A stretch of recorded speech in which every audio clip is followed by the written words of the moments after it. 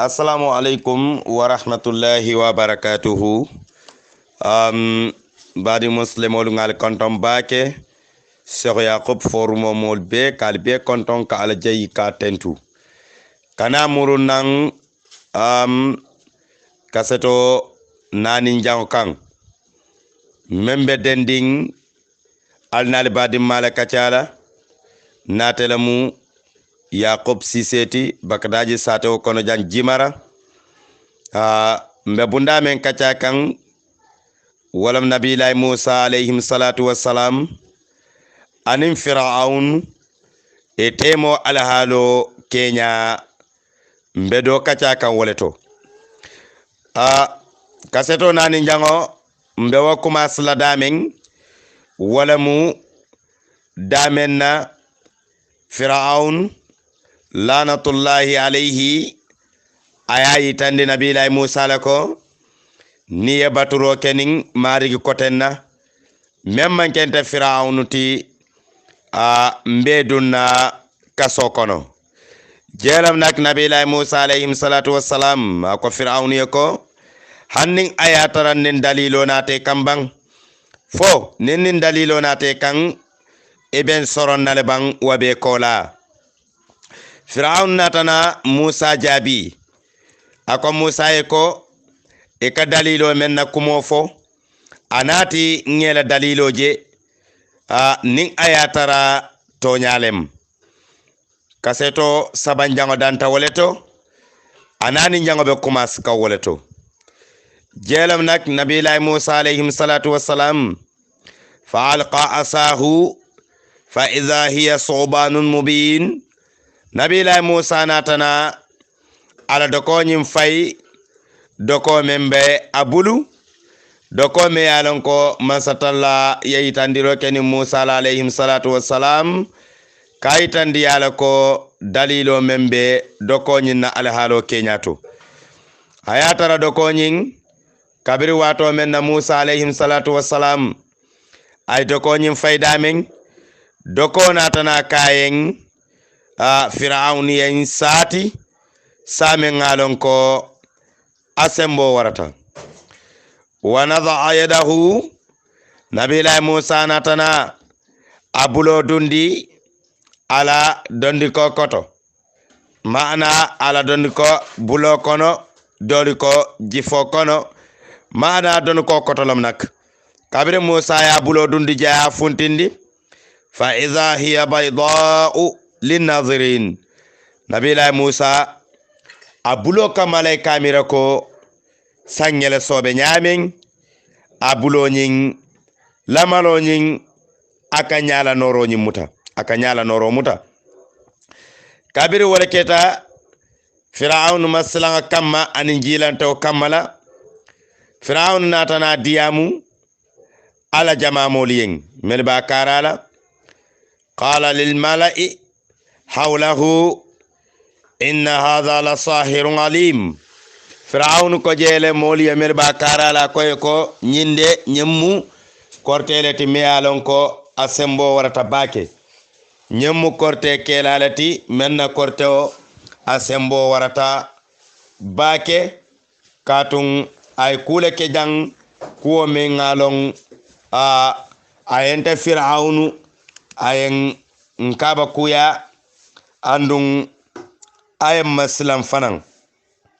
korte kela balam nyintide ajube doko kensango kadoko ta ka fay doko fele ayele mata aketa sati najero kono nenema wajen najero kono abadan wa kamala kabiri waketa dorong Fir'aun nata itandi yala mollako yala Musa la hammo mumenti walam nyinti kal funtindi misra sate okono ala nyin korte nyin sabula yuridu an yukhrijakum min ardikum bi sihrihi famadha ta'muruna sayin Musa laftale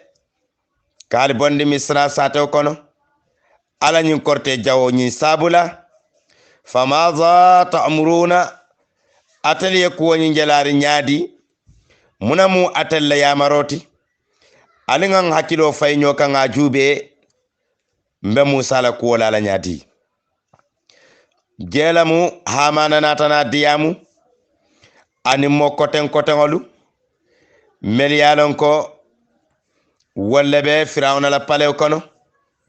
mel katatala qalu ko arzihi wa aqahu eba fulaye lay murun ayta jiyadula muta ana badingo memu harunati wa ba'asa fil madaini hasirin ifana ye kan fay banko kan satawlito yellon nalu nyinin je melu la londo tambita ate Musa la yatu kabi kulli sahirin alim isaje lonnalu korte lonnalu isine kan melu la londo sembo warata jeelamu Firaun natana yitandi Musa la ko aka lefta kamen foyen pour sita yeta jiya dula muta ini badingo Haruna mfanambe kanna fayo kela lonnalu kan meli alon ko ila londo tambita ete Musa la ibala nako idamma manke korte olonnati korte lonnalu bembulule me alon ko idamma manke korte lonnati ninga kilaki wol kandamen ni nata foy futata jang ibala na wotumole ko walla la londo tambita kasiya ete Musa la londoti ini londo men natante kan katun ilani londi sifa ntaman wo fahamu ilani londi sifa man londo soto je nsi menkeno fonna moli men fodoron ñeñongoli kumandi imma melu tambitete jeelam nak anabilay Musa ko Firawun ye ko aka andung kaba ku jamala bembulu memman kewoti Firawun kay mambalang barninga lonnali kumandinan inila wo kaba ku mume be ebe jutula walale Firawun natana muneke ay kilaki Misra banko kan ana adandana satawlu bayri sate ba wuli kiling Firawna be maralin num menna anin satan dingolu wultan nim fula Firawna lawo jamano watola sate ba wuli kiling satan dingolu wuli tan nim fula ay kilaki melito pour ka lonnalu ñinin je melmu korte lonnati kabring ibe kafta ñoma wato men Firawun yeñinin karoke katara wolula ñaton koma akoye ko ngali kilina menna wala mu Musa la kuwo keñati laftale ale londo yitandiyala men tambita atani men natante kan Musa manam Firawun natana Musa ñininka akayete yamira na bengo ñanta kela wat jumalati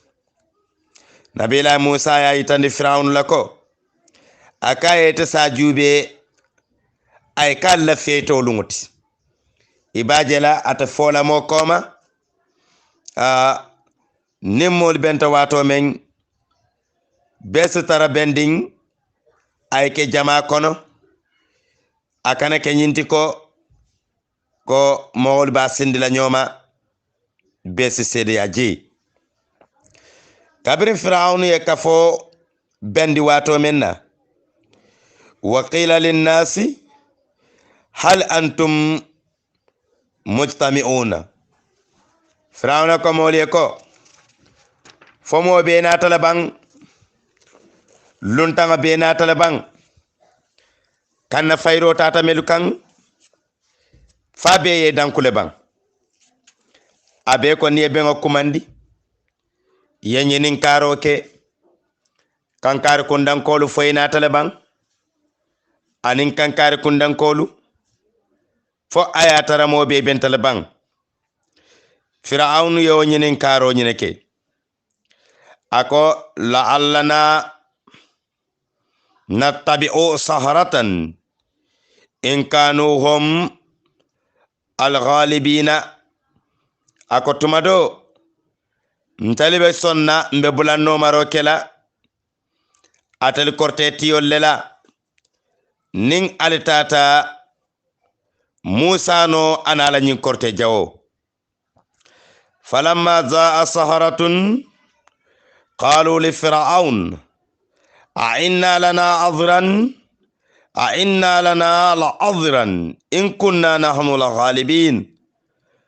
e ko fir'aun e jannin kadun do ko kono mbe nyinin kala folo fo ayatara jobe nyejele bang fir'aun e luntangol meli kumandi korte faylali meli kumandi e ko fir'aun e jannin be duna do ko kono fo ayatara jobe nyejele bang nintata na do ko ka nyama ntata Musa no na londo tata sele ala londo kan qala na'am firawna ko ko ahankay wo man jare nyinin karla jobali men sembo warata andung aliyalom be men fanan kelalla aliyen wa innakum izam la min al mugharrabin mbarke la prime minister ti kalike nyaton ka balti na masakunda kono adalbe sutiyalanna na pale kono wato men diataliyen albe dunna jewo wato men diataliyen albe funtilawo watole la woto wa kammala wana la joro man killing jenak qala lahum Musa alqu ma antum mulquna Musa ko e ko al bismillah ale do ko folo yali kili menna ali nyanta kamenke ala la julona la dokol fay ali yalla korte onyirike janni be dunna wodo ko kono nabila Musa kabirin ako korte ke lale ko ali folo le be bismillah ila e kay hani folo le be tambila ako e ko ngawo bunya di yalla ali folo e tambi ibe kono alifa ibe kono lonna ba korte wala karola ay jubero kenin alamolula akoye alinga nyoje jandimbe do ko kumasala ila o nyoje nyin kono mentata kanya mota worwula korte lonna balu karam mo balu korte kono walda male nyoje bari be nyaton ko koy ko aliyalo nente men korosi ikaya hani akoy ninyi men kana du nyola teng nga famma ji bale sute ala koto anin bunya bani horoma ba kata man sawa kala do ko ke jandin taliben takela fayen na bunya murundin kan alin sin hakilotu nak asike labanga beta kela tele bulu ntaye men longa men sute wala mnyinti ka faliyen kali sobindi yala wa kammala kabiri wato menna falqaw hibalahum wa asiyahum kabiri yena dokoli fay anila julolu etalla bismillah momenti wala mnyinti وقالوا بإزة فرعون إنا لنحن الغالبون aw la ghalibun eko ngankali firawna la buña kan ntalude mbe noro kela musa la inna la nahnu la ghalibun ntallabe musa nola kome ma'anam muslime kendo ni kana baro kumase ika fanya men na bismillahi wala muy telefona la bismillah yoti wala bi izzati fir'auna e kili wakilin hani membe domoro kela membe sila membe alahala wa alahala kela e ka fala bi izzati fir'auna la buña kan mbenyin kukari kumasala wonata ke bulula adoti ni be baro kela e ka tambindiro kenin fir'auna tola bay fir'auna ya koy ndima wama alimtu lakum min ilahi aw ma alimtu lakum min ilahi ghayri ntama marigi kote longali bulu naman kente fir'aun leti wa kam makabiri wa fayela juloli fay anila dokondingolu jenak masatalla ya dala ko ngasila ngasute musa to je kabiri wato menna nyeli yela fayroke anabilaay musa na taje fir'aun alamolu ela dokol ni la julolu abe yele matakete sati abe yele man na nyokan ibe da yele la iba tawnna ibe tilinna ni musa la kabiri be tilinta nabilaay musa la ala ko musa ko akaye kana silang a musa kana silang ela doko men be bulu ebe wala fayla kabiri wato menna fa awjasa fi nafsihi khifata musa masatalla ko ngasilanga long musa la kuoto ngaye ko la takhaf innaka antal a'la eta musa fe manyi ko eta lebe fir'aunu nola anala jama mol mume be wa alqi ma fi yaminika fengo fay membe bulo kono talaqaf ma sana'u abe fengo mume be kununa fir'aunu la mol yemen bara fa alqa musa asahu anabilaay musa yala doko fay tembo men fasarat hayatan aw hayatu anabilaay musa la doko labanta aketa sati min sembo warata laha sab'atu ru'usin sanyin ku warwula wala be anabilaay musa la sala kabrin ay doko fay wato men ku warwula wala bala tilikal hablu wala asa wodokolu an wo julundingolu korte kelale men fay ibe kafta nyoma dingira kilingoto nabilaay musa ala doko natana walbe kunu haruna belorin musa jenjangola manam akarala non anabilaay musa anabilaay haruna etali mo fulole lota kara kilingola kabra anabilaay musa yo doko fayda men doko nyin natana fengo kunun fir'aun la moliye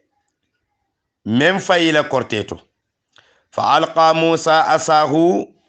fa idha hiya talaqaf ma yunfaqun aw yunfiquna anabilaay musa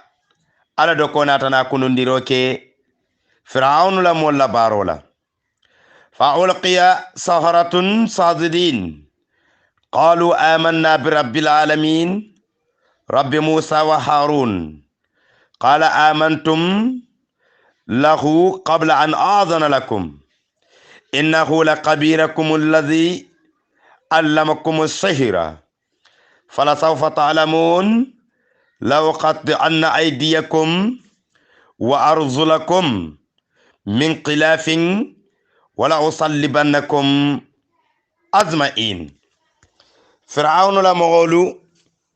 yela korte toñil ya be fay ko ntalute limaniyata ntali ben sonta da fengo be dala man sokan mana da fengo be mario nsonta Musa marigoma anin Haruna mario. Firawna ko albe sonna Musa male jannin tabe oda dilalla qala amantum lahu qabla an a'dhana lakum albe limani yala kasom Musa ma jannin te Firawnu mani dunyo kalima man dunyali yem folo Musa la kuoto alfelenti albe bulakanga noma bariyara ntaman sutero ke ma fahamu jamfale be nyin kuwo kono innahu laqabirakum aw innahu laqabirukum alla kebalamu Musa ti yara fan alkaram molem alladhi allamakum as-sihra yara Musa la yatali karandi korte wala mawolon ko nga talibo lekkili kane karamo kelendi yaranta malon mune maje ali sontama ala londo tambita alla londola ali natana bulanoma ala kebaro kan yara tale kanyin kortendingul melike ali karamo bamu Musa lati Firawna ko e bar men fulali fala sawfa ta'lamuna albenalonna jammunte Firawnati mbena kulala talikan law qat'anna aydiyakum mbali buluba bulol kuntula wa arzulakum anin alimara singolu min khilafin mbe folin nanyolale nanga men buluba bulo kuntu ngawa mara singo kuntu ninga men mara bulo kuntu ngawo buluba singo kuntu nyin kamala ko ke walindi nyola mbe fondila nyola le fo alisi nenero kenne yagan katola wala usallibannakum andun tadanna wala mbena kali mume be siti azmaina albe tamare juwol bala mbal tula sitirin je wonyalema konko yali jihadi ayali fa ani mindo kolango bari nyimol melu limani ata Musa kan ya Fir'aun jabi munale kayko qalu ikayko la daira wota kala problem ti wota torati fang inna ila rabbina munqalibuna ntalni ta Fir'aun bebe murunna katam mari gole kan inna ila rabbina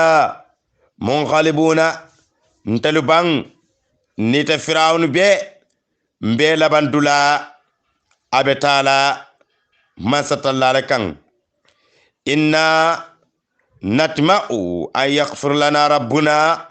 qatayana ntalu dembe jikirin kafako mario be yamfala na futundi kuolale an kunna awwal almu'minin katun telu mbekela mo folo leti melbe limani yala katara Musa kan kabiri yo fadamen kafo ntelbe kala mo folo leti melbe limani yala Musa kan wo kuonyin natana Fir'auna dimin bake ay Fir'aun aya dimin nyala men sembo warata wa qala Fir'aun ko ya ayyuhal mal'u atel jama mogo ma alimtu lakum min ilahi ghairi akonta man ala dolo ngali bulu de na jama molu man ala dola kulo ngali bulu na man kenta fir'aun leti nta fir'aun nta damma nta le mal mari goti fa awqid li ya haman hamana go siro kenye bang buloko la ala tin poto buloko ko sinya bang manam birigo go sinye ya birigo ko sinye fad alli sarhan lafta ya bunjangalo nyeng la alliya attali'u ila ilahi Musa wa inni la adhunnuhu min al-kadhibin lafta nga futa Musa marigo kan katum malla Musa la ko mari dole babulu mem manke nta fir'aunuti malla wala de lafta le ka futama alo marigo nyimma kanyinin kako fo ayatara ateleye Musa kinan katara nte kambang waro jube waro amang hadamadi ngona fa fenna naman ke kasaro lati anin perdo hadamadi ngoy keta nyama e fankanyandi ye famaji sor la me yeso wala warta fengo mume beti madama tebe jiring abe sikandila dorong bar madama isikata santo abe jindila dorong Firaun ya fan sikandi santo le wala tinama satalla ya jindi iblis lanatullahi alayhi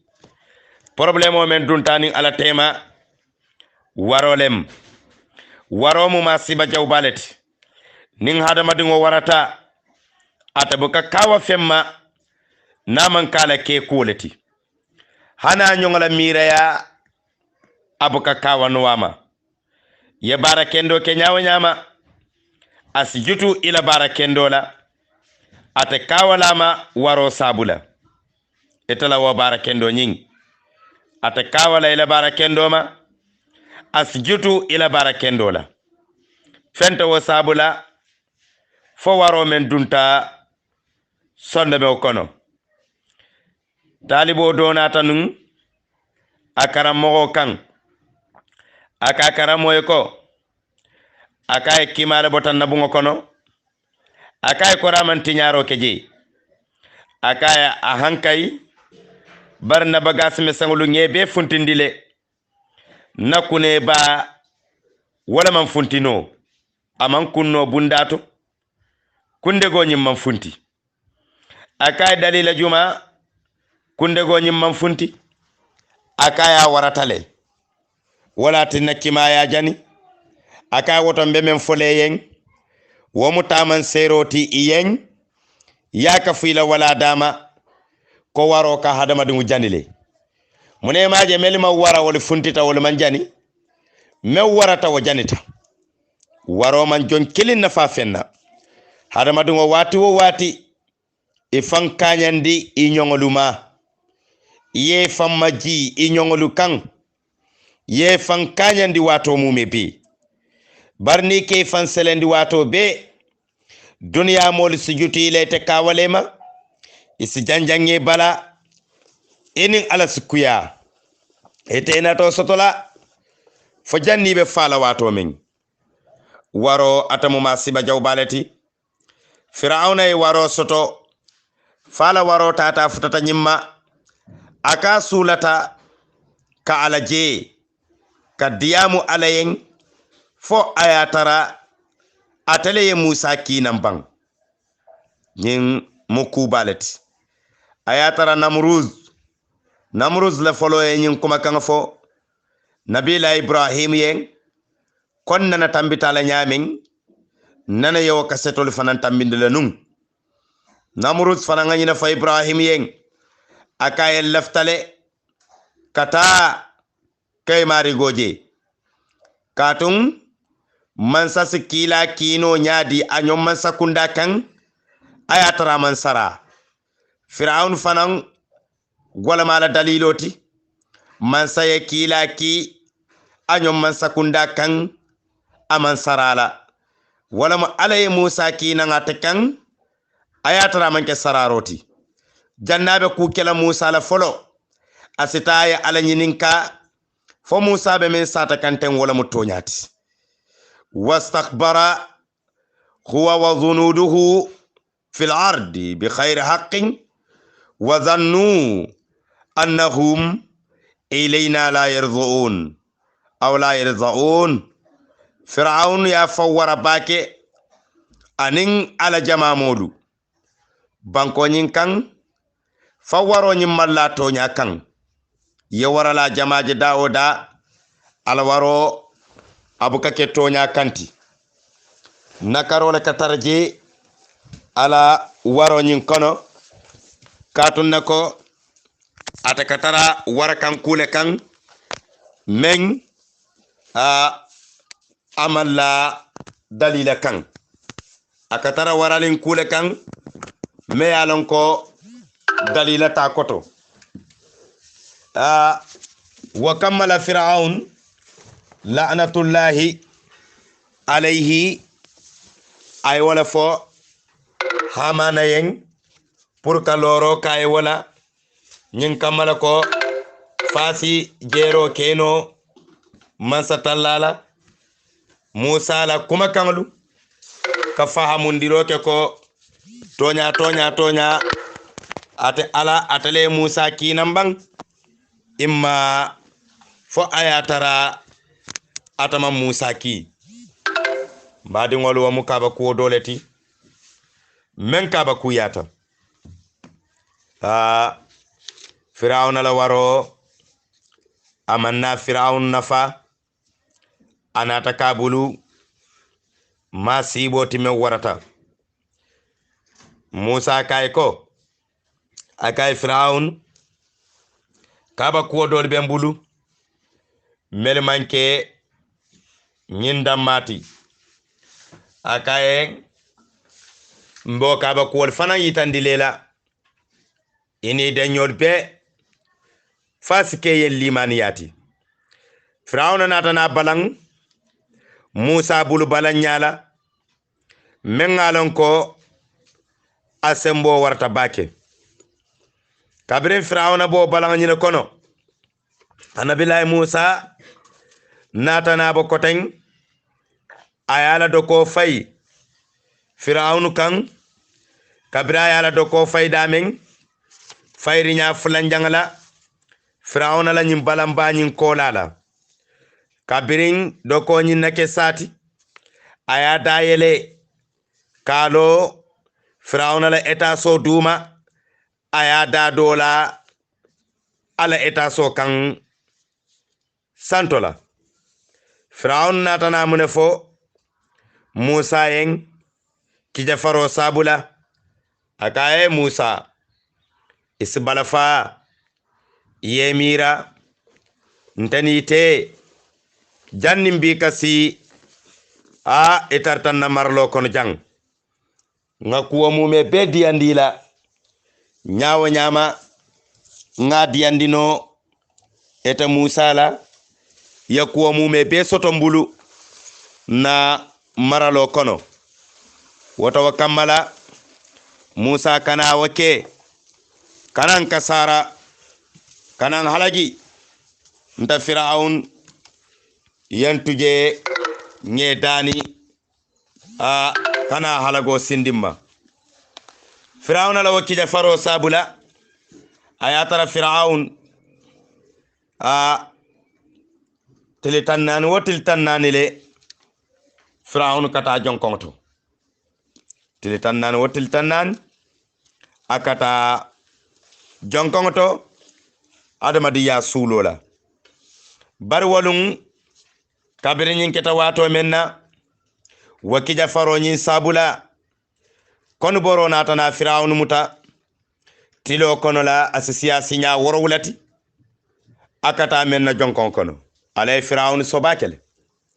fir'aunu ate luwolun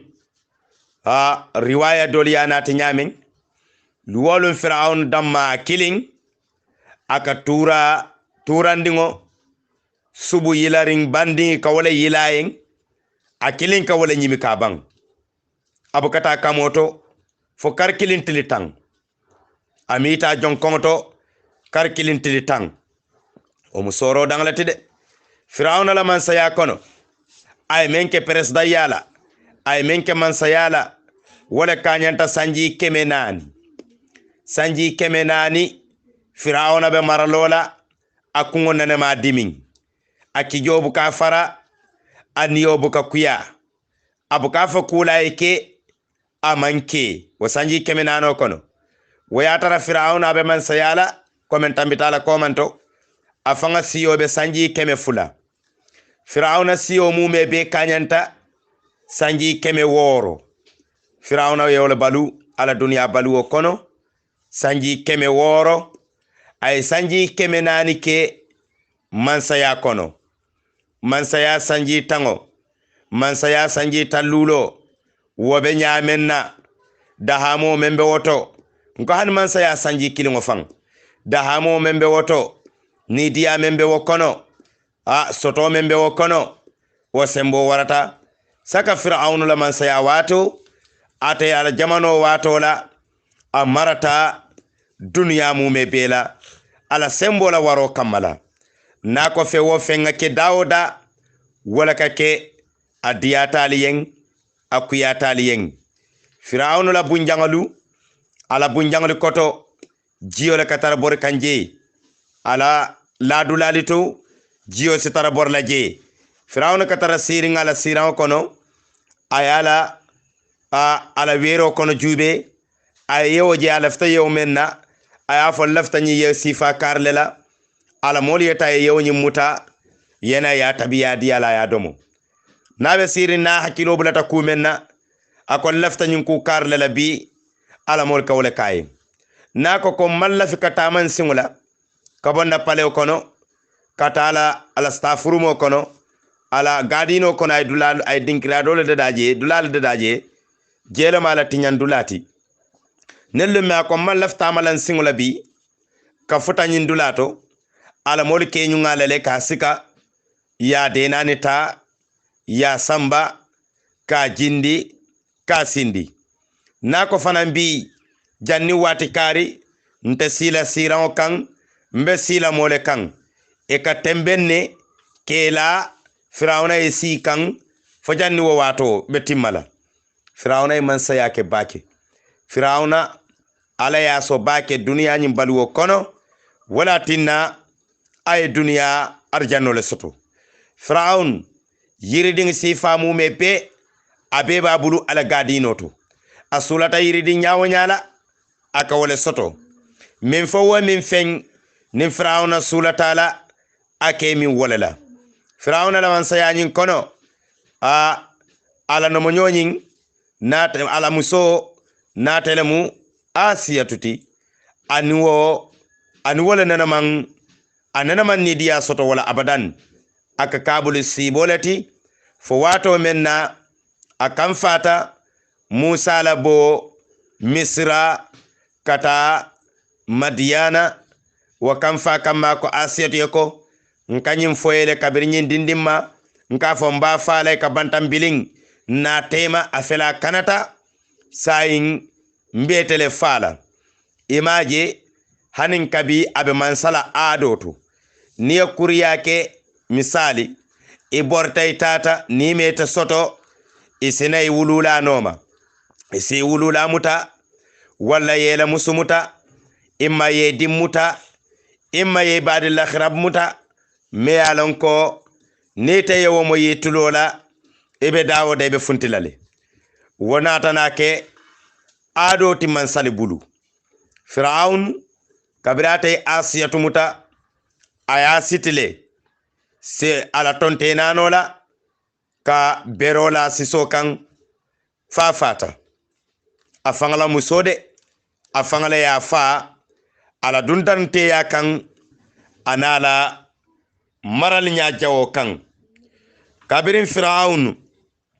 nyimume be keta silang kono bayolo ta e nyokan nasita domanding ay wuli jannaka dun jonkon kono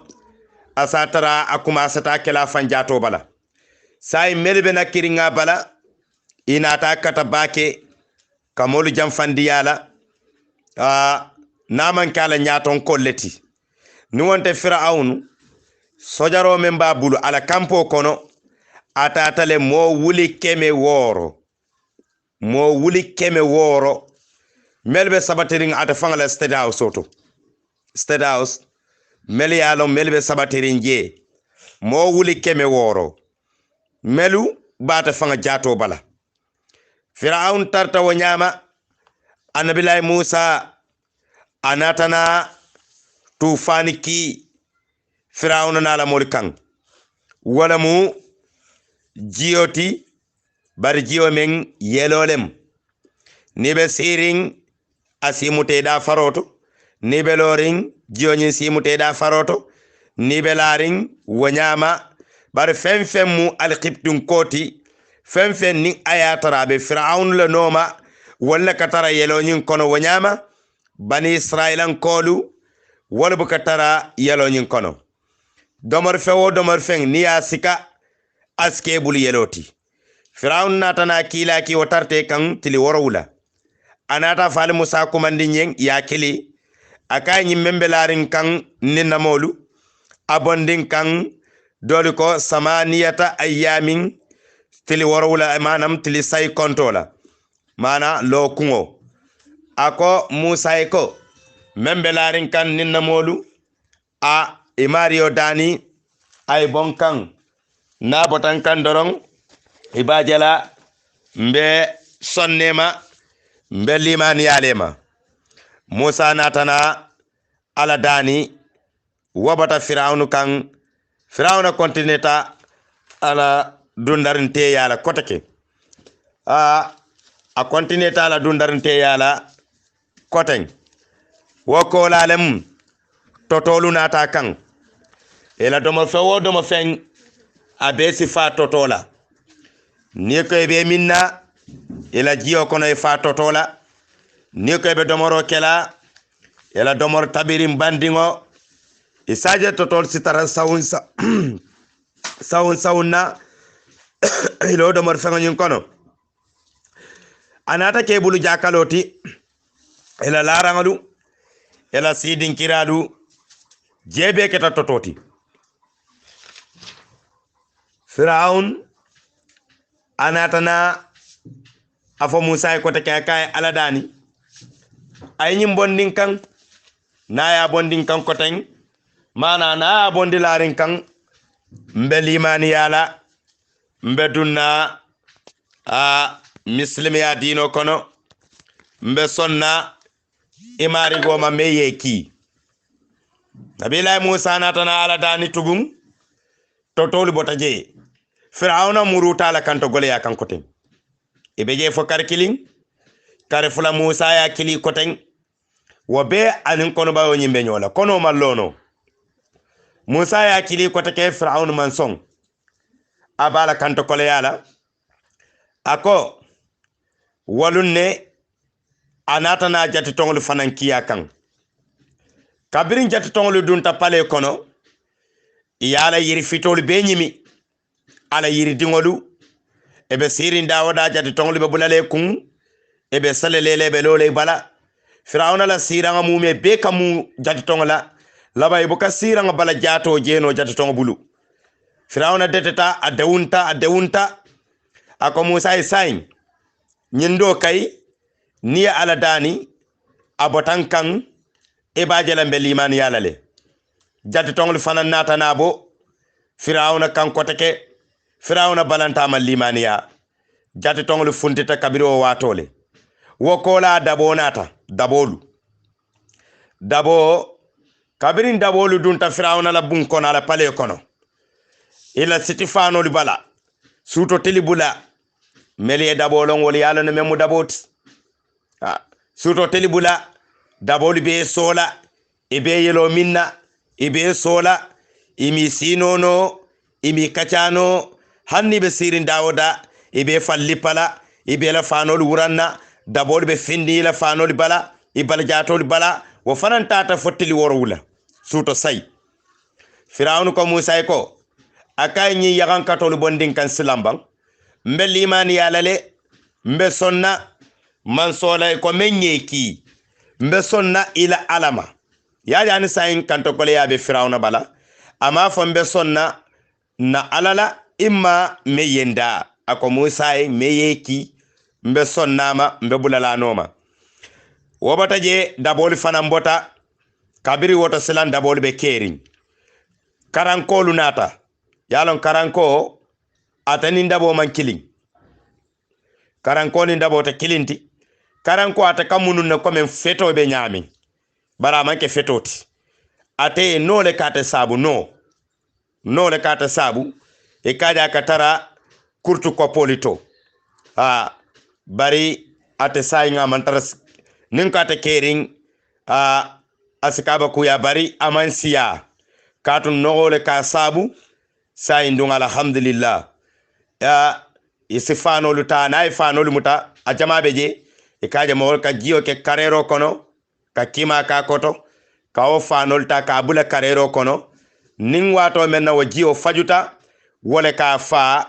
ka fanol bala katibu ka banno tela ila fano bala akadum fano la kopolitole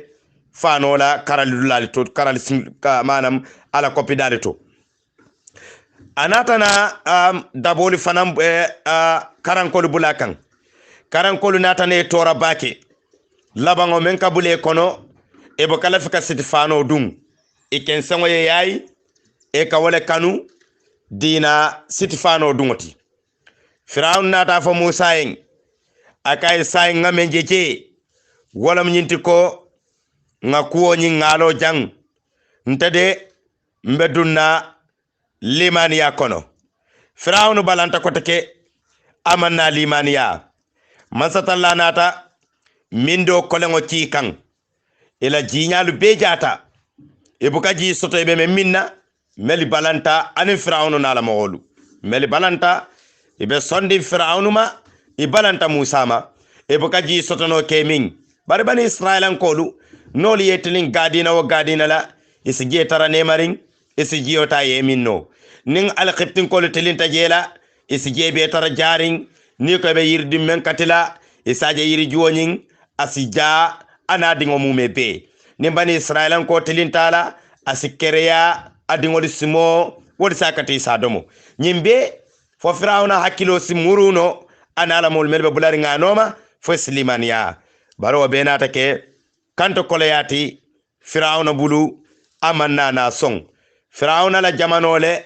jati tongolu nata firawna la jamanole dabo nata firawna la jamanole karankolu nata kome namruz la zamano watola susula nata nyami bay namruz dol ko numruz dol ko namruz ateleketa sababuti susulala alala kitiyo kan susulala na dunya kono jang hanin kabi mogol ba toro kono firaun atale fananketa sababoti dabolu nata mogol ba toro kono karankolu wanyama jatitonglu wanyama ila kuo nata ke masiboti dunya kono i sababu kammala firaun lanatullah alayhi anata na ko indi musa ma ako musa ko nkombe bunjanga mellola ning hamana pareta bunjanga nyillola mbetala ngata imari go nyininka ning ayatara tonya atele ye kinan isaje da nsajube mbakela nyamen hamana natana bunjanga me yalon ajam fata bake nyin kamala ko fir'aun nyanta selela damen kata santo bar fir'aun malon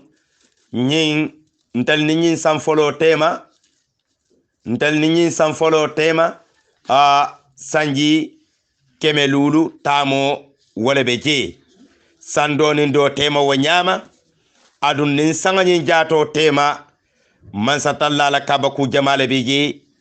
janni be futala sangama barin nane bo kacanati lale insha Allahu banko nin sanga tema mun kaba kulle be je janni be futala nyin san foloma e kamen kumande mawzul maquf wala mu san folo nyinti baytul izbe jele san fulan jango e katale kumandi marmaratul baydaa ate be mu wero leti aka munun komen 6 kilo be nyamen komen sangal la programme mbenadu no fanan kacha konole ani malaikol mele be je kela ala halol kenya ka kacha bar fir'aun a kabirin alo bunjanga nyin ayalo apareta fir'aun nata dunga konole bang amanna dunga kono bang ani musa nata na kenya dile fo malaikol nata kana be yangalu fa ke yerolu mudulato fir'aun ya jiki ko musa la molleyeng ala molu fa le yamaro di musa la funtinya kenya kaseto lulu janga be kela wolati insha Allahu wati kotenna nin alaye mbe balu kan so jata sahyala kan ni aussi nyintili dan tangma nyato demanding mbena kaseto lulu janga funtindila insha al maula mbe kaseto nani janga lola jang kali be konton la moyirla nyumalu dunia ton kon nano mume peto komen ka fale nyamen alnal badimma membe nyin kacha kono wala mu yaqub siseti base banko kan bakadaji sate o kono jimara sise kunda kalbe konton ka fale be yeko assalamu alaikum wa rahmatullahi wa barakatuhu